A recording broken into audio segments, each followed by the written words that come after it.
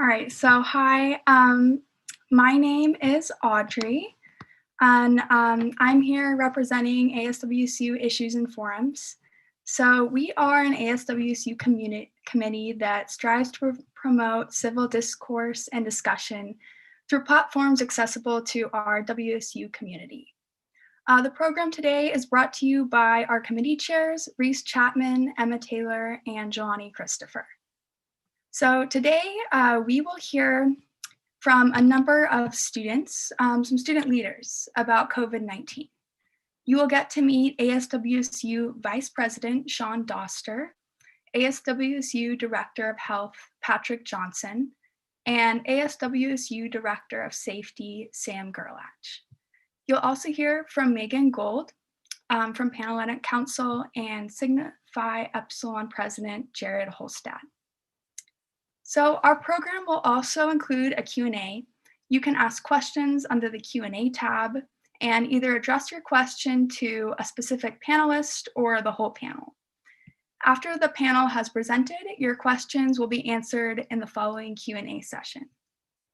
So you might be wondering why we're here today, why we're having this discussion. Well, we're here because we care about this community. And as students, we want to ensure the health and well-being of every student on campus and every individual in the Pullman community. Recently, Pullman has struggled. Prior to August 20th, when a majority of students returned to Pullman, Whitman County had reported 138 positive COVID-19 cases since March.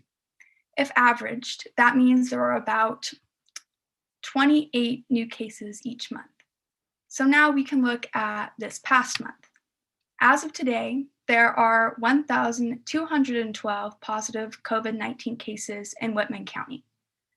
This means that in just 1 month since students have returned to Pullman, we have added 1,074 new cases, growing the previous amount by about 9-fold. By September 7th, Pullman was ranked first on the New York Times list of US cities with the fastest growing number of COVID-19 cases relative to population. The National Guard was sent to Pullman, and Governor Inslee even came here to speak to community leaders about ways to improve our current epidemic. Rapidly increasing rates could mean bad news for our healthcare system here in Pullman. Pullman Regional Hospital is small. It doesn't have the capacity to treat a large number of patients and only has 25 ICU beds. If COVID cases continue to spike, our community members will be put at even greater risk. Although many students are not at risk for needing intensive care, we must remember that our community includes individuals of all different ages and levels of health. When we spread cases, we are at risk of spreading COVID to a community member and a high-risk population.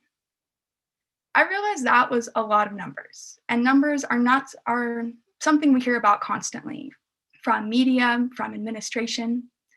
But as you all know, Pullman is more than a ranking on a list or a COVID statistic. We call Pullman home for a reason. We have an incredible community here. But in the way we are headed right now, this community will not last. Sharing a cup of coffee at the daily grind or taking home a giant Stubby's glass are now only memories that our newest Cougs will never experience. Going to football games, walking around campus, and hanging out in large groups of friends are integral aspects of this community.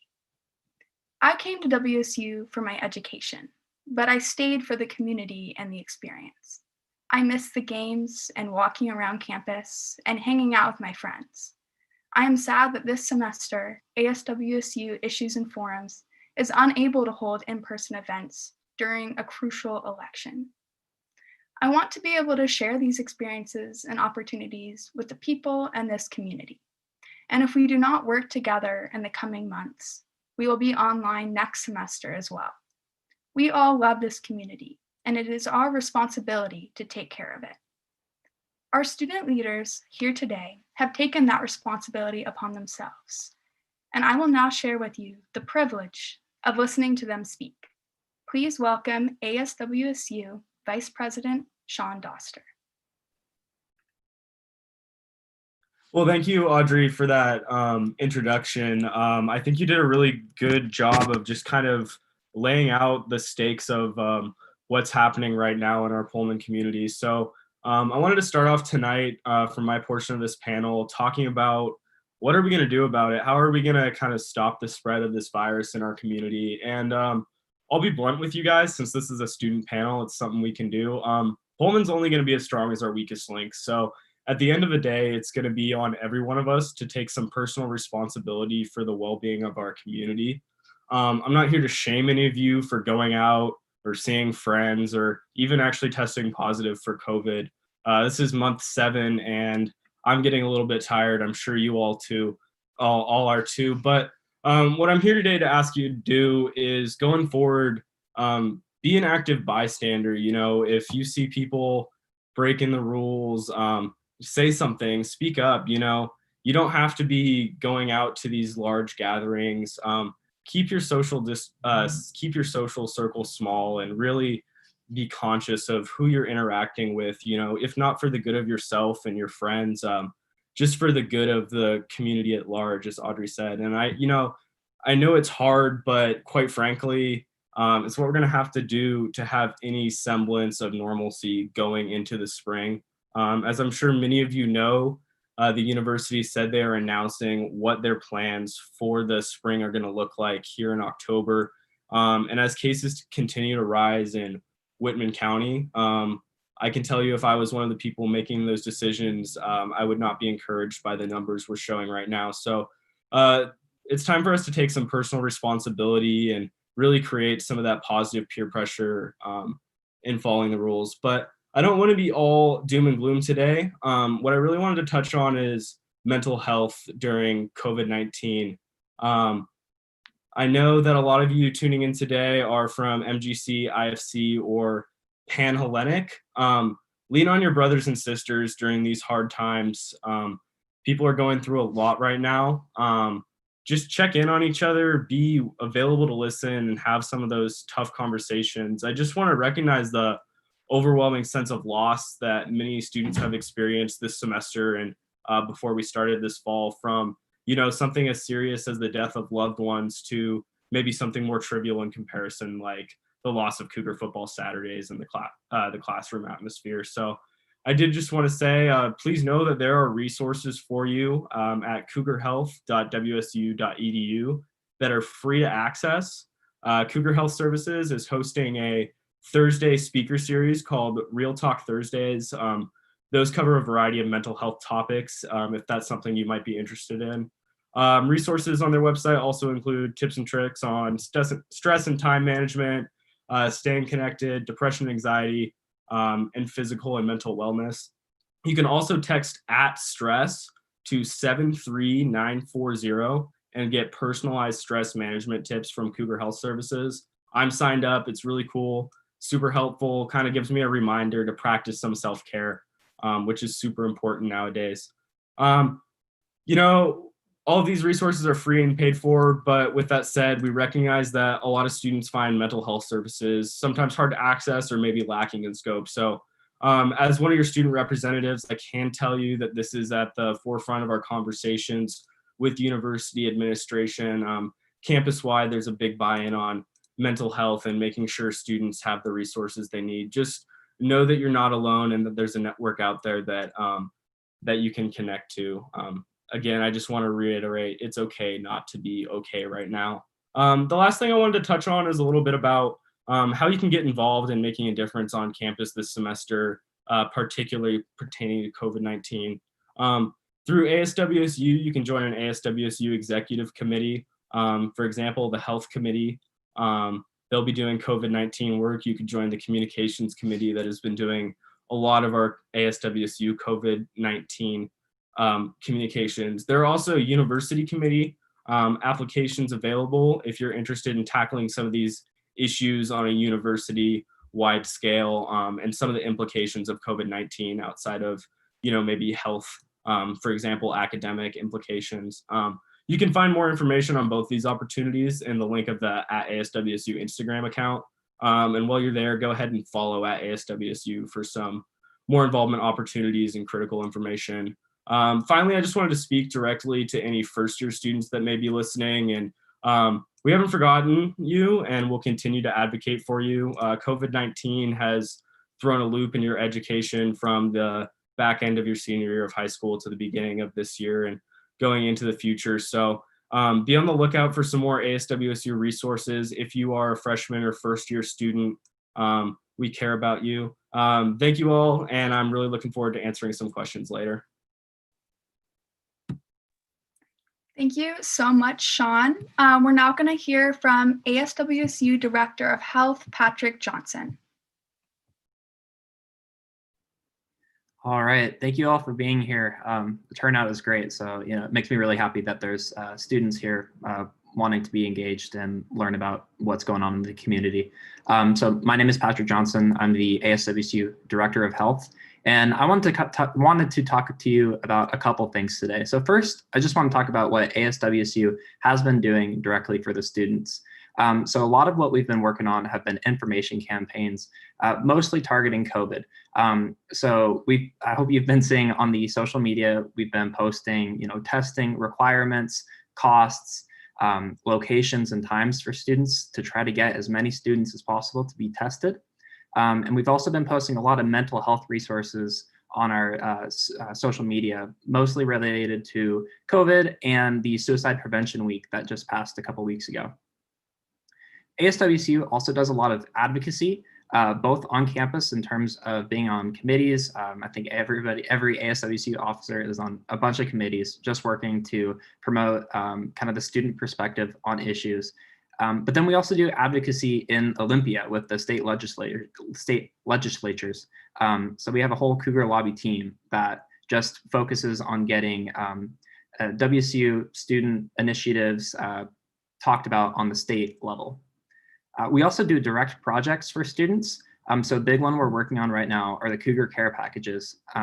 These are for students that have been diagnosed with COVID, and it's just a little way to let them know that somebody's looking out for them, that's got some snacks, some helpful information, and some WSU swag. We just made the first batches of those, so those are gonna be going out shortly to students. The other thing I wanted to talk about is more directly related to COVID, and it's a couple topics that sometimes get missed. So I want to talk about why mask wearing, social distancing, and limiting gatherings will help us get back to normal in two ways. So the first thing I want to talk about is the infectious dose. So that's the idea that a single COVID or coronavirus particle is not enough to make you sick. You actually need about 1,000 to infect a person. Sounds like a lot, but it's not when you put it into the context that there's 200 million COVID particles in each person's sneeze. People shed virus over time, even when they're asymptomatic. And so that's why it's important to avoid those big situations where just by chance you'll be around somebody that has COVID without even realizing it. Masks help to block a lot of these particles from reaching you in the first place, and social distancing helps to keep those particles in the air and then fall to the floor away from your lungs and your body. The other thing I want to talk about is the infectivity of COVID. So there's this idea that everybody's going to get COVID, so why even try? But that's really not true.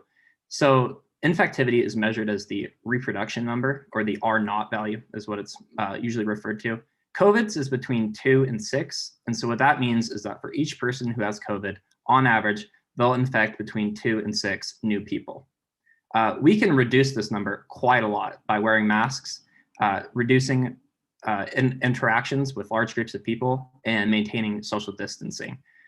If we get this value below 1, that means that one person will infect less than one new person. And so eventually, over time, if you sustain that, COVID will essentially go away in the community in large part. It'll stop spreading on its own, and you'll just have a few isolated cases. And hopefully by then we can get back to some kind of normalcy and maybe be on campus. And I know we all want to. So with that, thank you. Thank you, Patrick. That was super informative. We're now going to go to ASWSU Director of Safety, Sam Gerlach. Hi, everybody. I'm Sam Gerlach, and thank you for being here and for actually caring about your community. Again, I'm the ASWCU Director of Safety. And first off, I just want to thank everyone for their continued efforts to adhere to the social distancing and mask wearing guidelines, especially here in Pullman. I think the biggest factor here to consider is that the community cooperation is what's going to flatten this curve and reduce case counts. And that we can never forget we're a part of a bigger system here, and that's what really matters.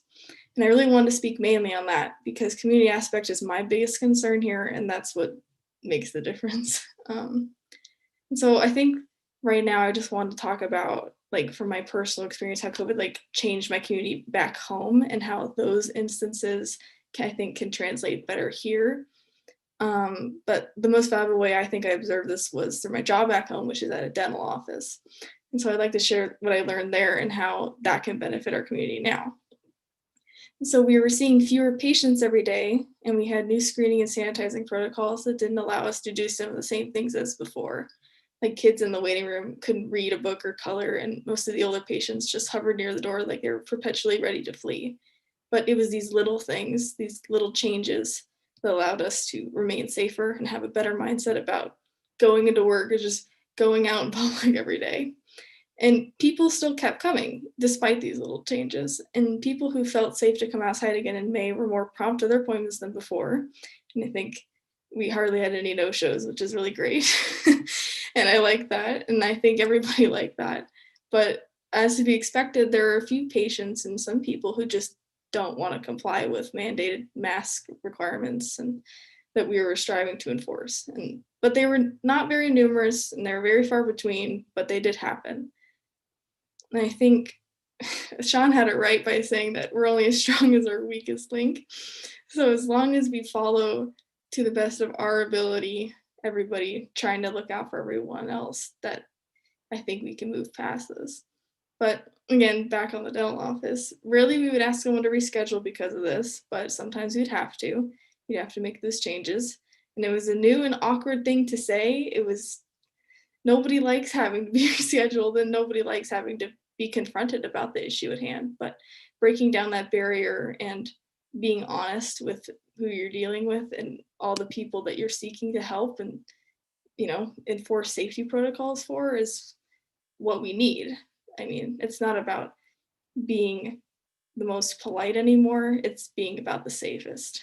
And of course, I'm going to talk about safety because I'm the safety director. But again, we would all do our best to ensure safety for ourselves and patients before anything else. And the people who followed the new protocols made working in healthcare feel not as unbearable as they made it on the news. Maybe it's just because it's a dental office and not a hospital, but I can't really speak on that.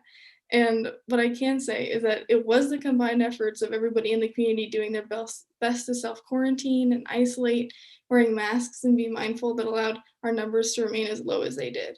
And I continue to be grateful for everybody who followed those protocols and continue to follow those protocols and choose the safety of their community every day over just the slight inconvenience. And so I just want to thank everybody who is following those protocols for continuing to follow that. It's without people like you, without people just making the tiny sacrifice to wear a mask or maybe not see 20 people this weekend, like that's what's going to flatten the curve and that's what's going to keep our numbers low. And those small steps taken by the larger group will become much larger actions. Yeah, and I think the one thing I just wanted to update, I mean, branching off of Patrick, was that most of the people in Pullman right now who do have COVID are students, are in the age group 18 to 25. So we're assuming students, but it hasn't really transmitted to the community, which is great. And we're trying to keep that the same way it is. But just targeting this group of individuals and making sure that they know we'll all have to work together to end this, I think is our biggest concern right now. And yeah, I look forward to any questions you might have. Thank you. Thank you, Sam. Now we're going to go to Megan Gould from Panhellenic Council. Hi, everyone. My name is Megan Gould, and I represent the Panhellenic community, Greek life here on campus. I oversee all 14 sororities. at WSU, and I'm really happy to be here today. First of all, I really want to say that IFC, who oversees the fraternities, MGC, who oversees the multicultural fraternities and sororities, and myself are working really hard to combat the issues that COVID-19 has presented to our community. Back in March, we all sat down and decided that we are going to extend our social suspension as a preventative measure to keep our students safe on our campus. We called this a core guideline. We came up with this way so that way students knew that it was preventative and we were looking out for their safety, and students were not in trouble, like somehow social suspension can have in previous contexts. This social suspension is to keep our students safe, and as a community, we want to work hard to ensure that this is upheld. A little bit about the core guidelines. The core guidelines were created in order to keep our community safe. And this means that we laid out social guidelines to make students safe to follow, all of course, following the governor's orders. So 10 or less people, masks are required, 6 feet apart distance. So that way our students would know how to safely interact with people. So that way they could continue doing so in a safe and helpful manner, but also while still following the governor's orders and during this particular time. The core guidelines also states that chapters will be sent to GSB if they indeed violate the social suspension, meaning large gatherings, parties, social events that normally we think about when we think about Greek Row on our campus. These core guidelines were really set in motion by our chapter presidents because they were taking priority of our members to the utmost of their number one. They really wanted to make sure that the safety of our community was the number one thing that we were focusing on throughout not only recruitment, but through the rest of this year. Recruitment moved online virtually, and so that happened in August. That way we can ensure the safety of our members and our new members as well. Another thing along with CORE is contact tracing amnesty. This is a really big important part of it. Contact tracing amnesty is that if we hear about something that have happened or there's an outbreak within our Greek community, if contact tracing is involved and people are testing positive for COVID and we can backtrace, the chapter has a kind of like relief from any type of like things that could get them in trouble or be sent to GSB. We wanted to encourage this. That way, if something was happening, that chapters would feel comfortable coming to us saying, yeah, that happened. Here was who was at it and here's who tested positive. So that way we could keep track of community guidelines better on our end. Safety and campus and the priority of the safety of our students on our campus is at the utmost priority. Time and time again, chapters have said how much they really want a testing site on Greek Row because our students want to get tested. They want to be the solution to COVID and not the problem. Students are constantly asking how they can isolate, what can they do to contact trace, what if they live with members. Specifically in the sorority chapters, our capacity was reduced because of sleeping porches, because our chapter presidents wanted to keep our students' safety at the number one priority again. This is something that we are stressing and really putting towards the chapter presidents. It's something that they've asked for since March when this became an issue. We've had conversations throughout the summer with them and continue to have them throughout time here to see exactly how we're going to preserve the fraternity and sorority experience, but also make sure that we're keeping our members safe. That's what we care about the most. Cougs help Cougs, and that's what we're all about here in the Panhellenic, IFC, and MGC community. And we will continue to work together to provide the safety of our students and be the solution to this problem and not an ongoing issue. Throughout this time, we are always open to questions. We cut our dues back. We have shortened who lives in the chapter's facility. Some facilities have closed. Many dues have been reduced in chapters individually, as well as in the Panhellenic and IFC and MGC community. And we will continue to do the utmost that we can to protect our students, keep them safe, and preserve the fraternity and sorority experience. Thank you, Megan. All right, now we're going to move on to Sigma Phi Epsilon President Jared Holstad. Yes, thank you. I wanted to start out by thanking ASWSU Issues and Forums for inviting me to come and speak today and share some of my experiences because I have a rather unique experience dealing with this. So like I said, my name is Jared Holstad. I am the current president of Sigma Phi Epsilon here at Washington State University. And I am a longtime Pullman resident. So I've lived in Pullman now for 21 years. My father started a business here in Pullman 37 years ago. My mother was a WSU graduate, as well as different members of my family, uncles and aunts, and my grandfather was a longtime employee of Washington State. As I'm sure many of you know, Pullman is a very special place. There's few things in this world that are more consistent than that feeling every August when you look out and you see the endless stream of cars coming into Pullman to help move in new freshmen to dorms. The students come back to refill their apartment leases for the fall, and there's that sense of excitement that fills the air. In the fall, on any given Friday, you can look out west on Davis Way, and you can see the stream of RVs and motorhomes as alumni return to Pullman to celebrate and cheer on our football team for Cougar Football Saturdays.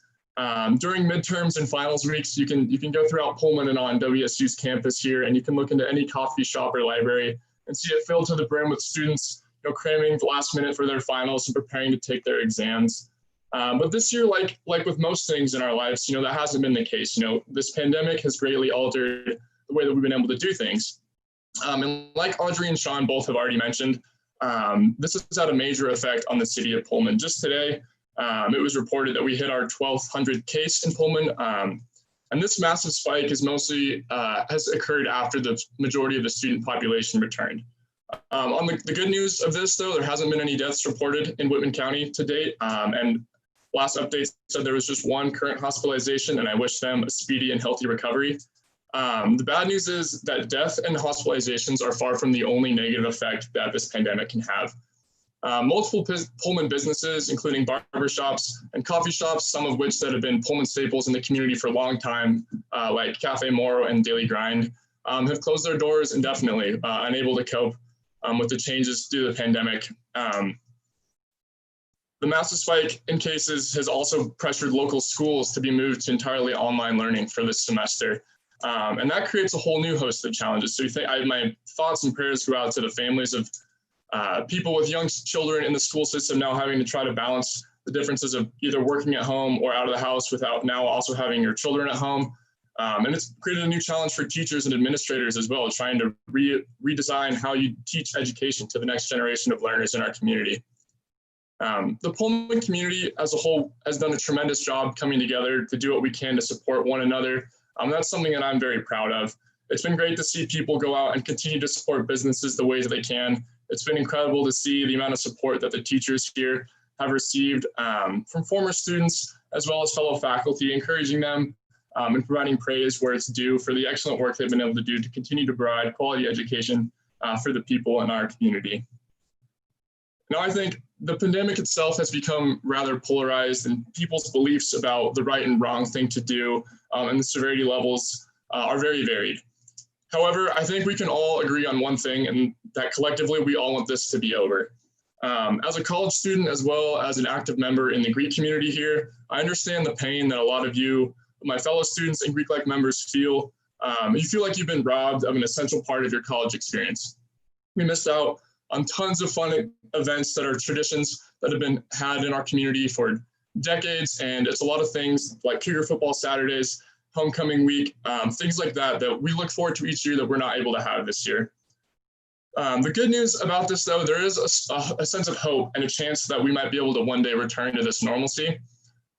Things like increased testing, being proactive with contact tracing and isolation when you do get tested, as well as wearing masks in public spaces, all things that Patrick mentioned earlier here in the session, can help us keep the case rate low and can help us get us back to the lives that we want to live. Has the student response been great to the pandemic at WSU? Not yet. Like it was mentioned earlier, a majority of the cases that have been reported in Pullman and Whitman County have been from that student age population. We have systems, precautions, and guidances in place to help protect us and help keep our beloved Pullman community safe and continue to operate. I know this presentation is directed towards students, and I know there's bound to be a few business students in this conversation tonight. So I know you've learned about cost-benefit analysis. So cost-benefit, everything that you do, you can relate this to anything, but specifically with the pandemic, has a cost-benefit analysis to it. If you think about things like going out to support a local business, if you support and continue to abide by the current restrictions and guidances we have in place, there's a relatively low risk of you doing any damage going out and supporting these businesses. At the same time, you're providing a benefit for not only the business owners, but the Pullman community as a whole, putting money back into an economy that desperately needs it at this time.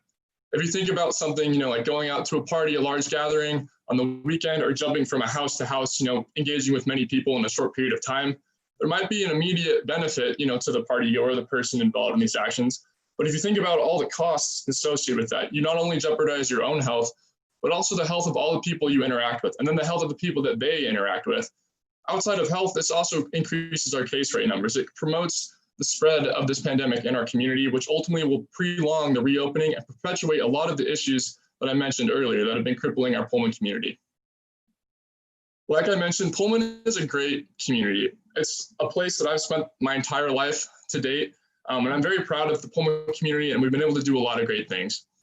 We have a saying, I know Megan mentioned earlier, that Cougs have said for decades now, it's Cougs help Cougs. It's this concept that as a WSU student or alumni, you're going to do what you can to help benefit other students and people involved with the Washington State University. In the city of Pullman, we have another saying that's put out. It's called Pullman Proud. It's things that our Chamber of Commerce has put out to help drum up pride about things that our community has been able to do. And I think it's time for us as WSU students and Pullman residents to combine both of these ideas. It's time for us as Cougs to help the city of Pullman, to do things that we can to make sure that we keep our community safe so we can return to some sort of sense of normalcy. And when we do finally reopen, we don't have to suffer as many of the losses of things like businesses and lives in our community.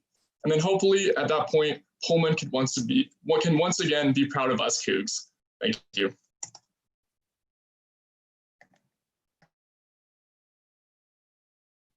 All right, thank you, Jared. So I believe now we might be going into Q&A. Is that correct? Yes. All right, thank you everyone who spoke tonight. If there are any of you who are watching who want to drop some questions in the Q&A spot, feel free. I'm gonna start off with some questions that I've prepared based off of what I heard tonight. So my first question is, how do you think people can have safe and healthy social interactions during the epidemic? If we could have maybe Patrick and Samantha go. Yeah, so well, there's a couple of ways that you can reduce your risk, right? So you'll never have no risk, but you can definitely reduce your risk. So keeping the groups smaller is a great way to reduce the risk, but also trying to hang out with the same types of people. Like if you have 5 friends that you see all the time, that is a lot lower risk than seeing a different group of 5 every single day. And I think what we're also trying to focus on here in the more realistic approach is the harm reduction approach, which is even if you hang out with like 2 less people in any social gathering, that's still 2 less people it could be transmitting or getting infected with COVID. And I think that's also pretty important to keep in mind. Just you don't have to stop it real big right now, but just small efforts contribute to a larger picture here. Okay, thank you. So we have one question. Let's see. I have another question about what can people living in communal spaces do if one or more of the people they live with contracts COVID-19? For example, a residence hall or a Greek chapter house. So I can speak specifically to residence halls. If you or your roommate has COVID, they do have like isolation dorms that you can stay in. And so I think the sick person would probably go to the isolation dorm. And so that can help reduce the spread in the dorms at least. I think one of the people from Greek can talk about more communal housing in the Greek system. I'm happy to speak for Greek chapters that have communal spaces as well. For Greek chapter, I'm sorry. It's you guys are balanced on my steering wheel as I'm stopped right now. Apologies. For our Greek chapters, number one thing that they did was that they reduced their living capacity. So normally we have between like 50 to 60 members that live in the residence halls, and now there's only about 20 to 30 that are living in, if not even less than that. Chapters had the opportunity to talk to their members if they wanted to get out of their living contracts. Well, each chapter is individually owned and operated, and how they handled the reduction of their chapter facilities is entirely up to them. Many of them opted to allow their members to get out of their housing contracts, so that way they could have less women that are living in their chapter facilities. Secondly, chapters were required to hire professional cleaning services, so that way everything was properly cleaned and sanitized every single day.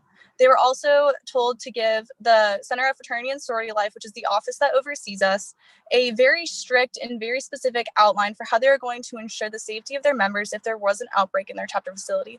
This included the creation of an isolation space, the reduction of sleeping porches, as well as food being slightly altered for only for pickup, and that they wouldn't have communal dining spaces anymore.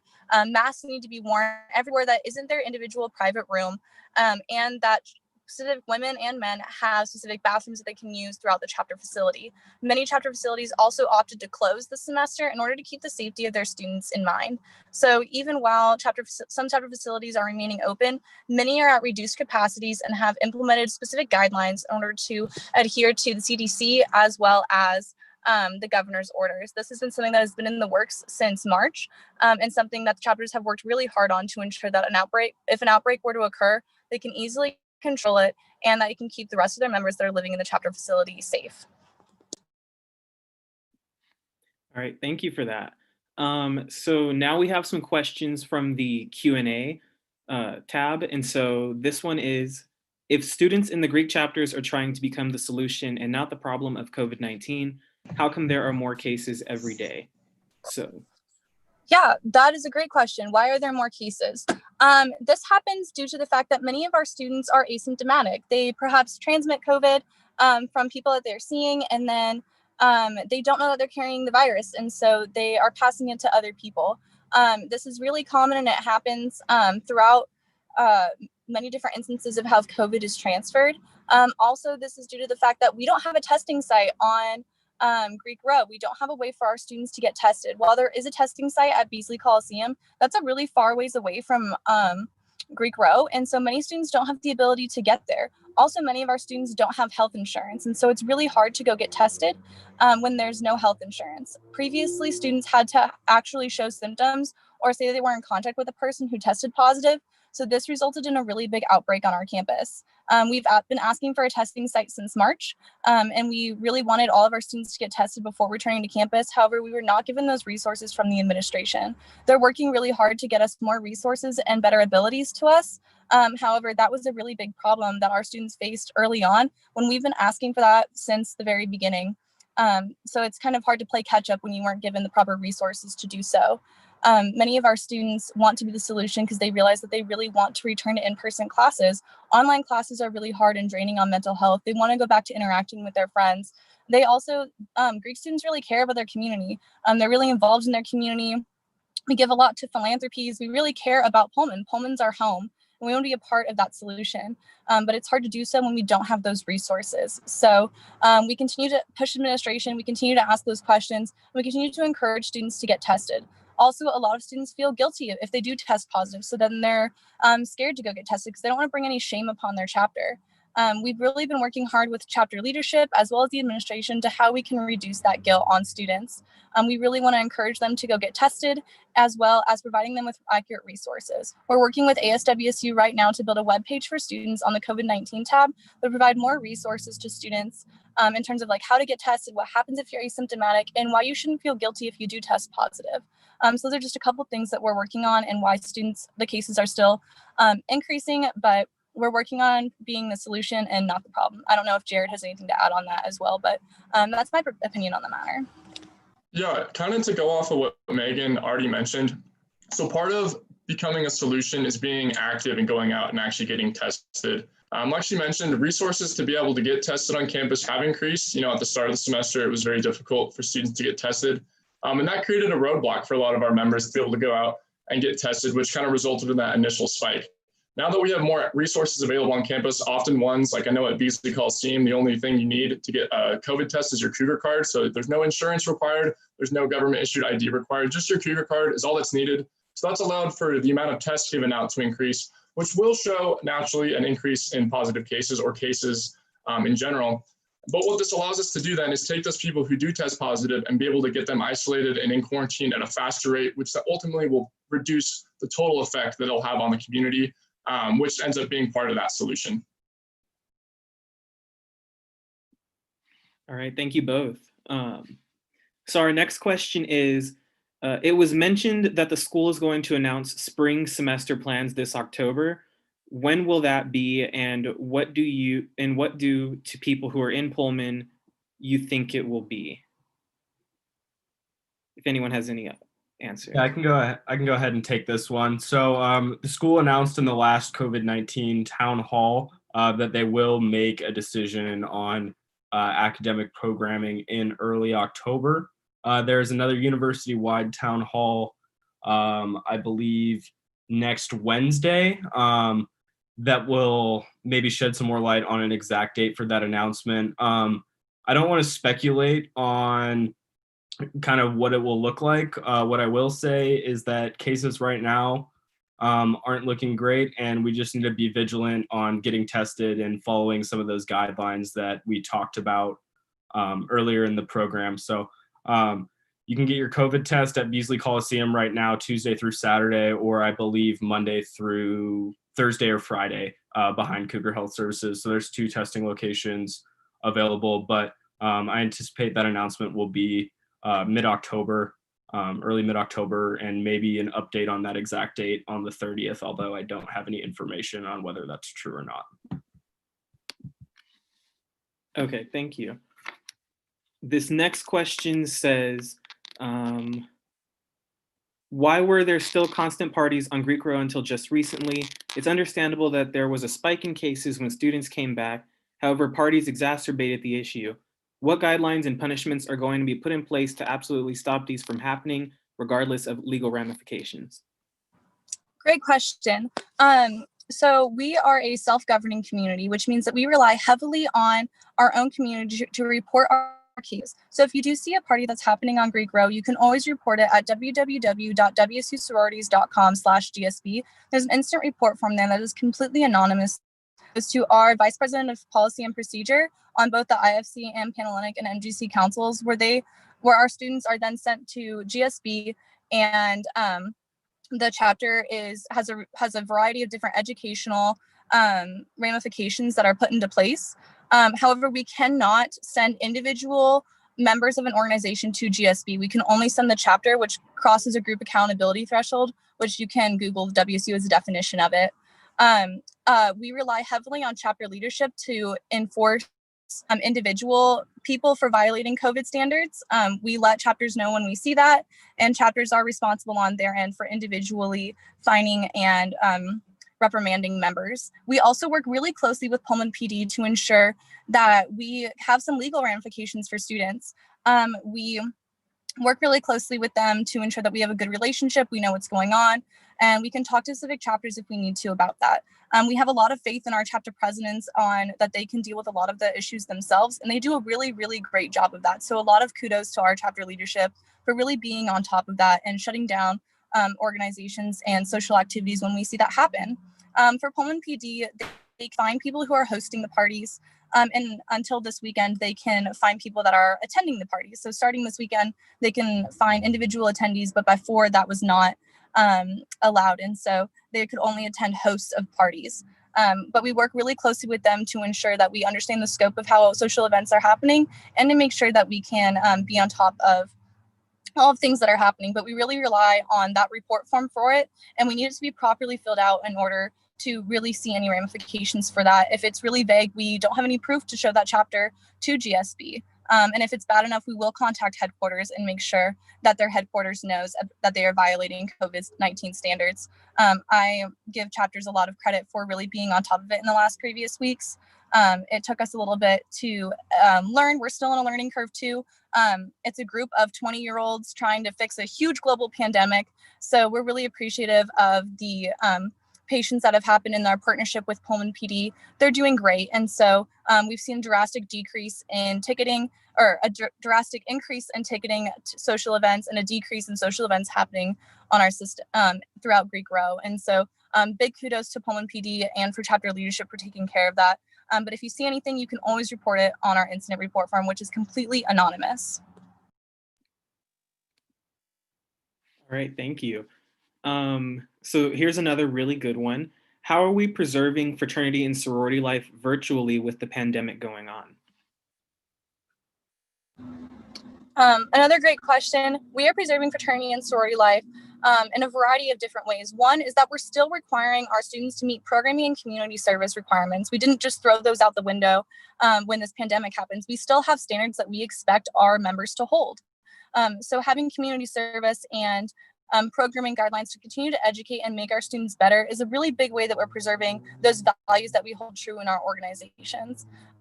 Also, I'm sure Jared can speak to this about what his chapter is specifically doing, but a lot of our chapters are continuing doing everything they do just virtually. Many of our chapters have created Facebook pages and group messages to still interact with their chapters on our campus, as well as our new members that we just welcomed to campus too.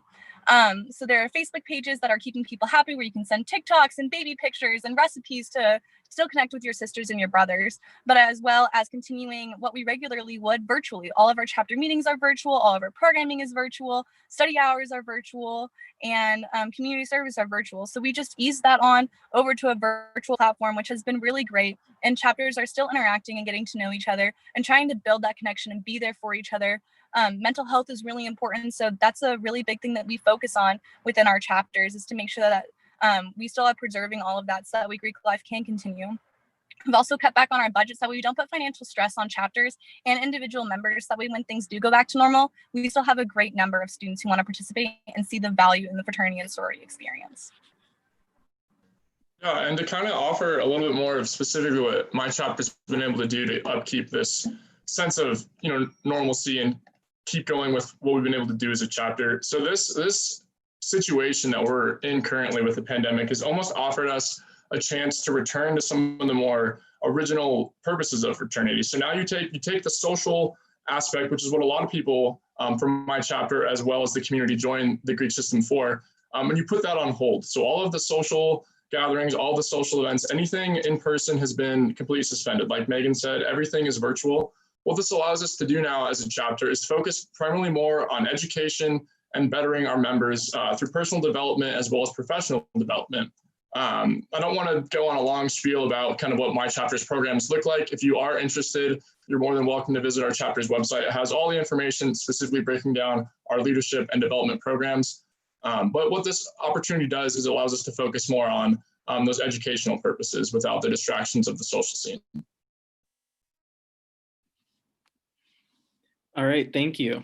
So our next question is, what communication is ASWSU having with the administration about COVID and classes in the spring? So at least for Sam and I think ASWSU doesn't really get to determine whether we're going back in the spring. We do meet with administrators and we get the message from them about what's going on. So we have weekly meetings with Cougar Health Services, different departments, different administrators. So ASWSU isn't really directly involved in that decision-making process. They might talk to Sean. I guess he would know better about that. But yeah, that's mostly an administration thing.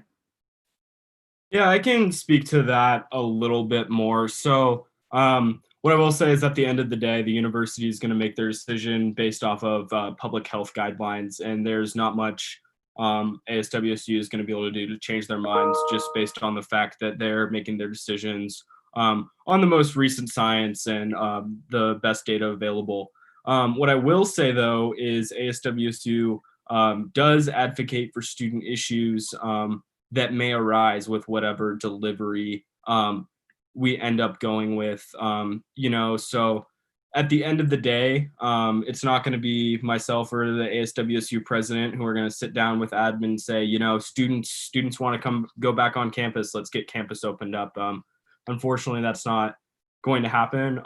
What we can do as students, though, to kind of ensure that, spring's looking a little bit better, is just kind of follow the advice you heard over the course of this panel. I think that, we need to show a little bit more effort in the spread of this virus. There's a give and a take here, and, we've kind of been taken. It's time to give back a little bit. So that's kind of my thoughts on that. ASWSU will continue to advocate for student services and the best experience possible within the framework that's provided based off of public health guidelines.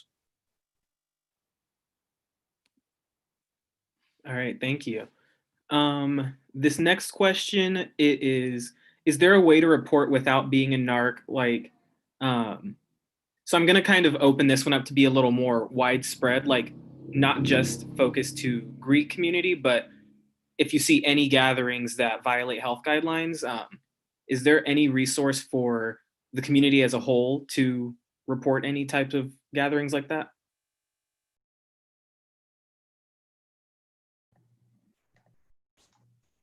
Specifically in the light of Greek life, I know Megan mentioned already, we do have an incident report form that can be filled out. And like she mentioned, it is completely anonymous. So if you don't want to, feel like it's tied to you, you don't want to feel like you're ratting out people, that's a good way to do it anonymously. It's all virtual. You don't have to meet with anyone. You don't have to make a phone call. It can be done 24 hours a day, 7 days a week. As far as chapter leadership goes specifically, please do reach out if you do see something that you believe can be tied back to a chapter. I only have one set of eyes, so I can't see everything that goes on everywhere on this campus. But collectively, if we all help each other out, that adds a lot more visibility. And if we can see these issues, then we can stop these issues. So I do encourage you to keep doing that. Reach out to chapter leadership if you do see anything. From the university side, I believe you can file a violation of standards and conduct through the university. That is not anonymous though, unless it's not a required field. I'm not sure, but there is that option. University-wide, you can report issues to the conduct department. Just to go along with what Sean was saying, you can report people even off campus if they're violating issues with the conduct board report feature. They can still be held responsible for WSU sanctions. All right, thank you. This next question is, has it been considered to require a mandatory programming for Greek students on COVID-related risks and safety education, similar to trainings which university employees have had to complete? Great question. Our community is really based on education and really making sure that our members have the correct resources. This has been a thought, and it takes a lot of work to plan a programming. Our programming vice presidents work really hard to ensure that we have really great educational programmings that match the issues that our community is facing. We have a ton of information on our website. If you go to the WSU sororities, fraternities, or MGC website, a ton of information can be found there. It's also all over our social media. The reason why we haven't had an educational programming about this yet is because we're working to try to find a health public official that is willing to come and speak to our Greek community that's within our reasonable budget. They're really busy and have a lot of time that they're working on to ensure that cases in our Greek community don't increase. And so we're working really hard to try to educate our community the best that we can while we continue to wait for a health professional that can speak to our community from a professional lens and not be swayed one way or the other. We work really hard to have unbiased type of speakers so that we are getting the most accurate information to our community. We, however, also worked really hard with our chapter leadership to give COVID-19 resources to them that they can share with their members. We created a COVID-19 kind of like guidebook over the summer that we shared with chapter leadership that can also be found on our website. That was shared in case anything were to happen. What do symptoms look like? We send emails all the time to chapter leadership about that as well. We really rely on chapter leadership to kind of amplify certain messages. We can only have so many people attend programming at a time. And so we provide a variety of different programming activities throughout the semester. However, it's really hard to require all of our Greek community students that are thousands and thousands of people that juggle jobs and different schedules and different class sizes and labs. And we really want to make sure that their academics is the number one thing that they focus on, as well as their individual health and safety. And so we work on communicating COVID-19 resources to them via their chapter presidents, via our website, via social media, so we can really reach the most number of students that we possibly can for COVID-19 resources. We also rely heavily on the administration to deliver those types of resources, and it's a little bit above us in terms of our expertise. So we really want to make sure that we're listening to health officials and the CDC and Whitman County when we are talking about COVID-19. It's not coming directly from our office, but coming from a place that's a little bit more higher up and a little bit more official.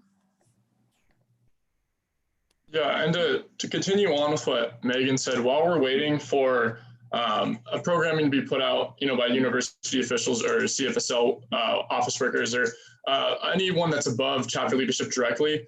Individual chapters should be encouraging their members to get educated on this subject or host like an in-house programming where it's just your specific chapter and you can offer those information, offer the information and education that was provided to chapter leadership by the CFSL office over the summer to your members, like Megan had said. Every sort of educational opportunity that we can offer, we should be offering to our members, especially something about something like this that is a public health emergency. All right, thank you. This next question is, how are you all holding yourselves and your friends accountable for their behavior around COVID?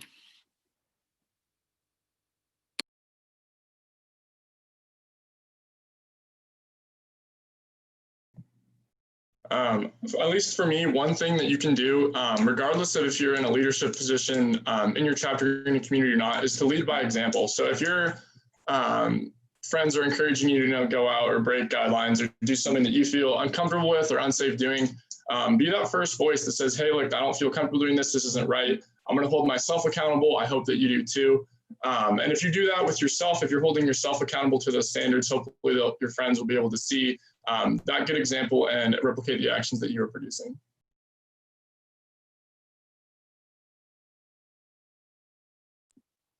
Something that we're doing to encourage our friends and the members of our Greek community as well is just like Jared said, stay educated. We want to make sure that we always have the most up-to-date information, but also we're really encouraging everybody that we know and that we're friends with to go get tested regularly, make it part of your weekly routine. Just like you go to the grocery store, go get tested for COVID. We're really trying to encourage testing and make students not feel guilty if they do test positive. And so if we have a friend that tests positive, we're trying to be there for them emotionally and really be there for them so that way they know it's okay, and ask them if they need anything. Can we go get groceries for them? Just trying to be that helpful person to them as well. We're also working on trying to understand what does quarantining look like. You have to quarantine after you get tested, so that way in case you do test positive that you're not exposing yourself to more people. And so one thing that we really try to stress with our friends is one, that it's okay, go get tested, and if you do test positive, that's totally okay too.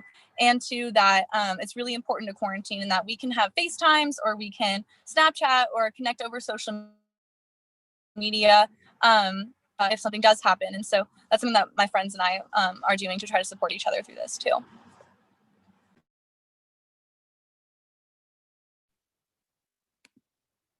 Awesome. I know for myself, if my friends will text me and say, do you want to go to a restaurant?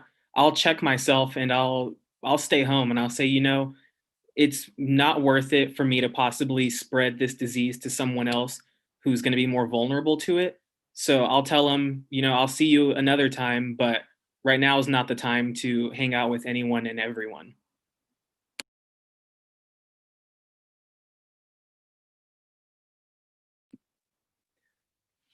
All right. Well, thank you all for attending our COVID-19 panel by students and for students. Thank you to everyone who submitted questions. And thank you to all of our panelists for being here to answer questions and talk about how we can help slow the spread. Have a good night, everyone.